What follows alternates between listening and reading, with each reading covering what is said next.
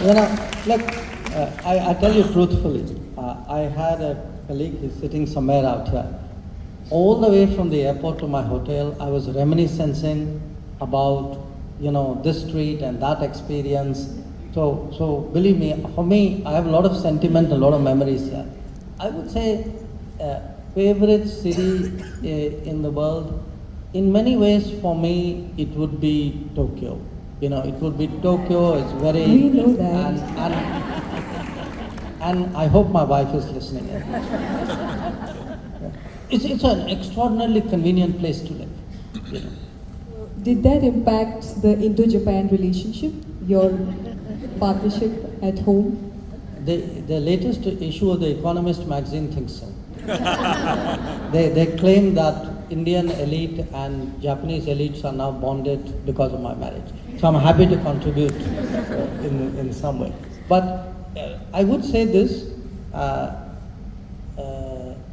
it certainly adds to your understanding of another country or culture if you practice it 24/7. So, I'm sure, sir. The book you are currently reading, do you get the time? you're Your favorite book, or a book that you're currently reading? Uh-huh. What's that name? What is the book which you are currently reading?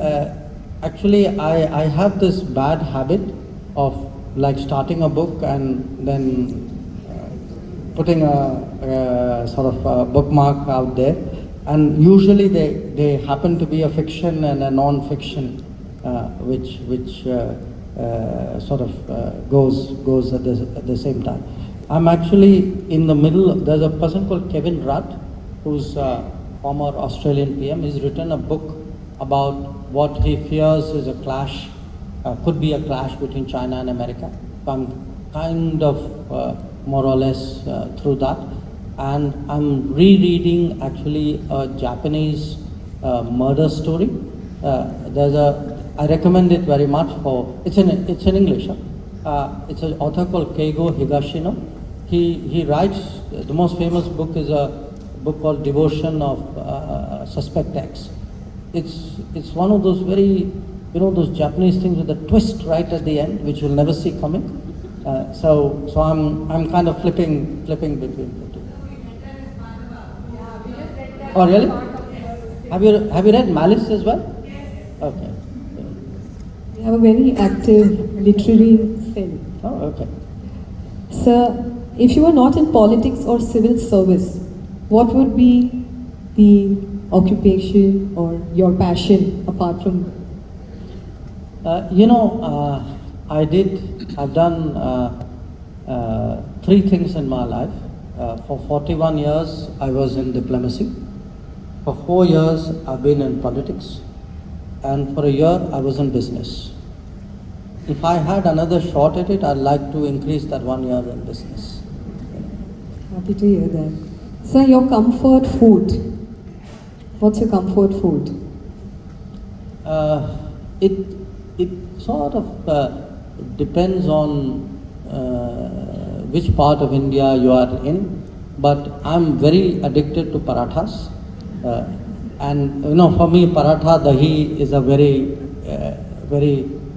and at the same time, I fairly regularly, I'm a sort of onion masala, rava dosa sort of addict. So as you can see, there's a weakness for fried food there. That's the soft power which I experience at home. A leader from the past you would like to meet? Anyone? Sorry, a political leader from the past, or any leader, a business leader from the past you would like to meet? There's actually a figure here in Karnataka who fascinates me. I mean, I don't know if you'd consider him a leader, but I find him very interesting. Again, I'm sorry I keep coming back to Japan, but you understand why. This is actually Vishwesvaraya, because I find him a very unusual, he's almost a Japanese era modernizer, the way he comes at problems. That He's way ahead of his time. His understanding of what India requires. If you look at that era, what was happening in the world, I often wonder what would have happened if such a person actually in today's era would be looking at many of the challenges that we have. How does the minister unwind in his free time, if you have any free time, sir? Partly reading books, sometimes watching movies. I think most people, I carry iPad and download stuff and Netflix and planes give you that chance. So, and ever since they invented serials, life has become easy because you can do it in modules of like 1 hour. So I do a fair amount of it, and I watch pretty much what I think anybody else would be watching. I just finished Fauda, that Israeli series. I'd done Jamtara before. I'm waiting for the next Mirzapur lot. It definitely is a linguistic, shall I say, teacher. That's true. Any favorite neighboring country? Any favorite? Is that favorite in inverted commas or it's a genuine favorite country? Genuine Actually, favorite. no, I mean, look, I've lived only in one neighboring country and I liked it very much, and that's Sri Lanka. And I again it was a very difficult period when I was there. It was there when the peacekeeping force was there and so on. But I still have friends. I have a lot of, there's some places which is nostalgia, but affection, nostalgia, sort of thing. Sri Lanka would, for me, be that in the day. I've lived in another neighboring country up north. Yes. Last two questions. No, not Japan, China. China. If a book were to be written on your life, sir, what would I hope not. What would be the title I was going to say?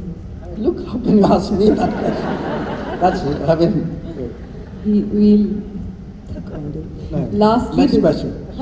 Lastly, before we open to the audience, so you and your wife, your birthdays are a day apart. You just told us. What do the celebrations look like in Dr. Jaishankar's house? First of all, I must share with you, our birthday is a day apart, but we didn't quite make the grade because my parents actually had the same birthday. So we missed it by 1 day. I think the celebrations are mostly, I hope at least for my birthday you'll come home early this evening. That's, I think, the celebration.